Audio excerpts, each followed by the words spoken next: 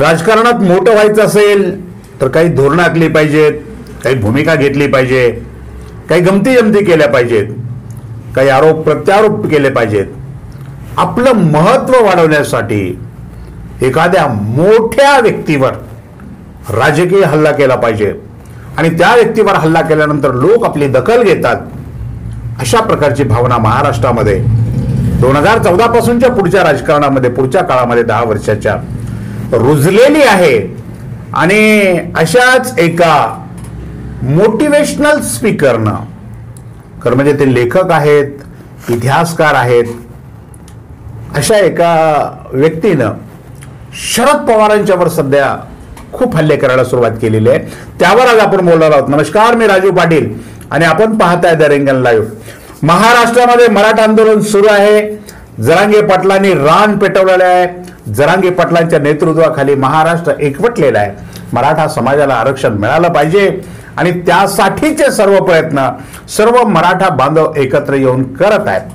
काही मंडळी जरांगे पाटलांचं महाराष्ट्रामध्ये वाढलेलं प्रस्थ, त्यांचं वाढलेलं नेतृत्व, त्यांच्याकडं फिरलेले कॅमेऱ्याचे सगळे डोळे, त्यांच्याकडे फिरलेला महाराष्ट्रातला संपूर्ण दृष्टिकोन दुसऱ्या बाजूला वळवण्याचा प्रयत्न अत्यंत पद्धतशीरपणे काही मंडळी महाराष्ट्राच्या राजकारणामध्ये करत आहेत.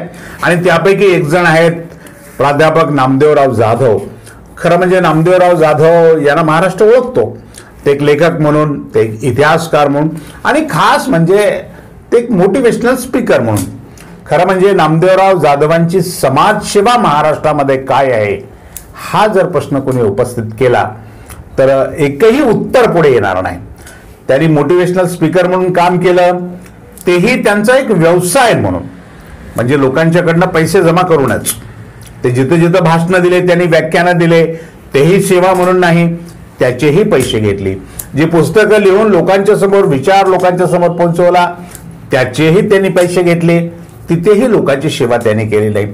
म्हणजे सेवाभाव किंवा लोकांसाठी आपलं आयुष्य समर्पित करण्याची वृत्ती हे नामदेवराव जाधवांची नाही.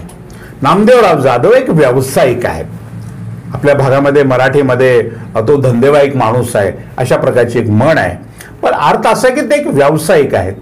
ते आपल्या ज्ञानाचा व्यवसाय करतात, ते आपल्या विद्वत्तेचा व्यवसाय करतात आणि ज्ञानाच्या विद्वत्तेच्या बळावर किंवा ज्ञानाच्या व्यवसायाच्या बळावर त्यांनी त्यांचं आयुष्य समृद्ध केलेलं आहे.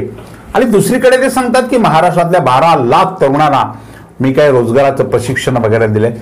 अरे, ज्यांनी प्रशिक्षण देण्याचा उद्योगच, व्यवसाय सुरू केलेला आहे, त्यांचं कामच लोकांना प्रशिक्षण देणं आहे आणि लोकांच्याकडनं तशा पद्धतीची फीस घेऊन आपलं जीवन समृद्ध करणं आहे.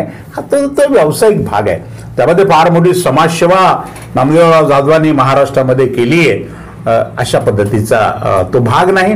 तेव्हा नामदेवराव जाधव हे एक उत्तम व्यावसायिक आहेत, उत्तम धंदेवाईक आहेत आणि तेही अत्यंत नफेखोर आहेत. ते स्वतःच्या भाषणामध्ये ते सातत्याने सांगतात की मी कशा पद्धतीनं नफा मिळवण्याचं नियोजन करतो आणि नफ्यासाठी, प्रगतीसाठी, श्रीमंत होण्यासाठी, करोडपती होण्यासाठी, लोकपती होण्यासाठी सातत्याने प्रयत्न करतो, ते स्वतःच सांगतात. म्हणजे ते फक्त सेवाधारी नाहीत, समाजसेवक नाहीत, लोकांसाठी आयुष्य समर्पित करणे वगैरे हा भावही त्यांच्या मनामध्ये नाही. ते फक्त एक नफेखोर आहेत. नफा हा नामदेवराव जाधवांचा सर्वात मोठा भाग आहे आणि असाच राजकीय नफा मिळवण्याच्या हेतूने ते सध्या शरद पवार यांच्यावर तुटून पडत आहेत. ते घटना सांगतात आरक्षणाच्या संदर्भामधली की शरद पवार साहेबांनी अमुक अमुक क्रमांकावर मराठा समाजाचं, कुणबी समाजाचं आरक्षणाचं नाव होतं, त्यावर शरद पवारांनी फुली मारली वगैरे. आणि त्यामुळं महाराष्ट्रामधल्या आंदोलनावरचं लोकांचं जे लक्ष आहे, मूळ लक्ष, एखादी गोष्ट मिळवण्यासाठी जी नजर लागते त्या महत्वाच्या गोष्टीवरून, आपल्या लक्ष्यावरून संपूर्ण मराठा समाजाची नजर तिसरीकडे फिरवण्यासाठी नामदेवराव जाधव शरद पवारांच्यावर राजकीय हल्ला करतायत.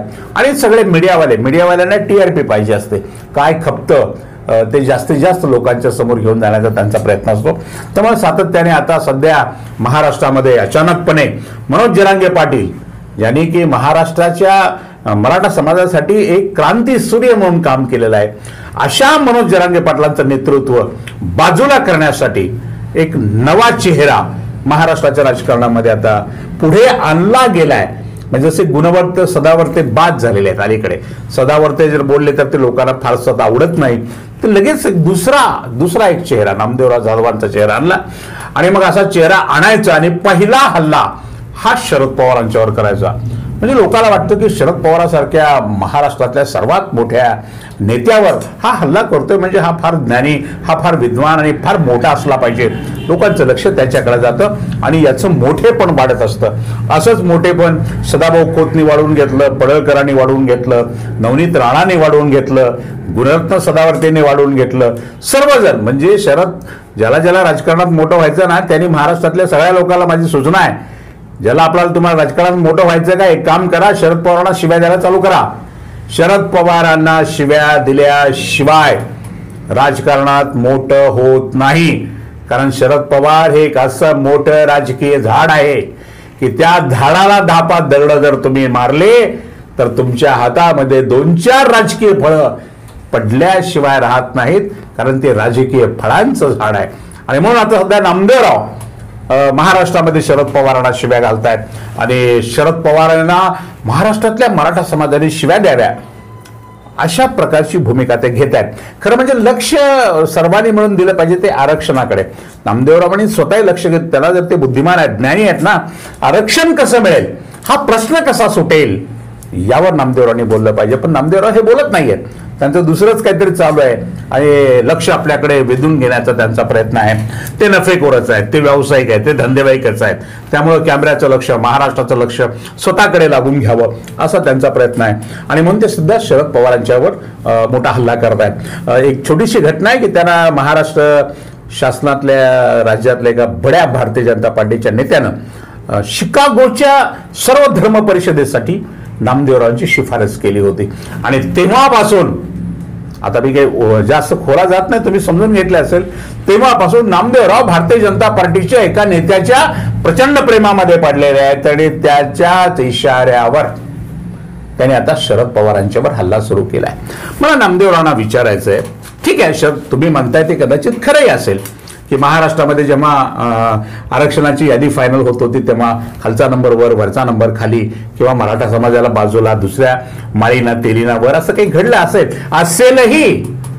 शरद पवारांच्या राजकीय जीवनात शरद पवारांनी एखादी चूक केली असेलही, परंतु त्यामुळं शरद पवारांचं आभाळ एवढं कार्य, शरद पवारांचं सागरा एवढं कर्तृत्व कमी होत नाही. शरद पवारांनी केवळ एकाच क्षेत्रात नाही तर संपूर्ण महाराष्ट्राच्या जडणघडणीमध्ये आणि हा महाराष्ट्र घडवण्यामध्ये मोठं काम केलंय. नामदेवराव, तुम्ही हे लोकांना सांगायला पाहिजे की शरद पवारांनी महाराष्ट्रामध्ये सहकाराशिवाय महाराष्ट्रामध्ये क्रांती होणार नाही आणि सहकार हा अत्यंत महत्वाचा विषय आहे. त्यासाठी सहकारी क्षेत्राला मजबूती देण्याचं काम शरद पवारांनी सुरुवातीच्या काळामध्ये केलं.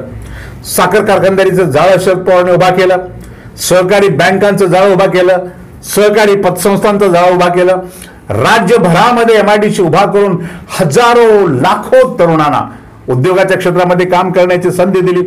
शेतकऱ्यांचं केंद्रीय कृषी मंत्री असताना प्रचंड मोठ्या प्रमाणामध्ये पीक कर्ज जे होतं ते कर्ज माफ केलं. शेतकऱ्याच्या मालाला हमीभाव देण्याची सुरुवात, किमान मूल्य ठरवण्याची सुरुवात शरद पवार साहेबांनी केली. म्हणून आज कमीत कमी सरकारच्या दरबारामध्ये भांडण्यासाठी शेतकऱ्यांना मजबूत असं हत्यार तरी मिळालेलं आहे. ही गोष्ट नामदेवराव सांगत नाहीत. कृषीपूरक उद्योगांना सबसिडी देण्याची जी निर्णय होता तो निर्णय पण शरद पवार साहेबांनीच घेतलेला होता.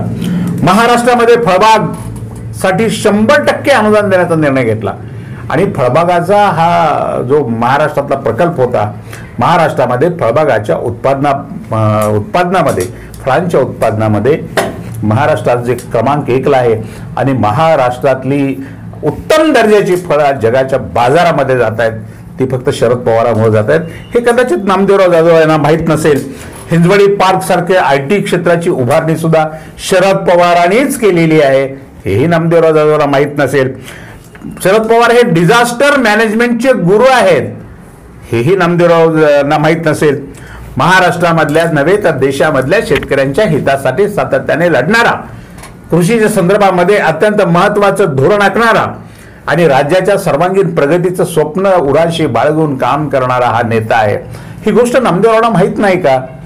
केवळ आपण बदनामी कर, तुम्ही सुपारीच तेवढी अशी घेतलेली शरद पवारांना बदनाम करण्याची, आणि शरद पवारांना बदनामी करून आपलं नेतृत्व मोठं करण्याचा आपला प्रयत्न असेल. बहुधा आपल्याला भारतीय जनता पार्टीत लवकरच प्रवेश करायचा असेल, आपली विधान परिषद निश्चित झाली असावी तसा शब्द आपल्याला दिला असेल की द्या शरद पवारांशिवाय तुम्हाला मी विधान परिषदेवर घेतो भविष्यामध्ये, अशा प्रकारची तयारी तुमची झाली असेल. नामदेवराव तुम्ही स्वतः, नामदेवराव जाधव साहेब तुम्ही स्वतः, तुम्हाला मी ऐकलंय, अनेकदा ऐकलंय, अनेकदा तुमची लेखन पण वाचलेलं आहे. तुमच्या प्रत्येक शब्दामध्ये नफा आहे. चांगली गोष्ट आहे, अत्यंत चांगली गोष्ट आहे, मी काही त्याचा विरोध करत नाही. प्रत्येक गोष्ट नफ्यासाठी महाराष्ट्रातल्या तरुणांनी कशी करावी आणि जीवनामध्ये आर्थिक क्रांती कशी करावी हे तुमचं स्वप्न आहे आणि तो विचार तुम्ही आयुष्यभर जपलाय.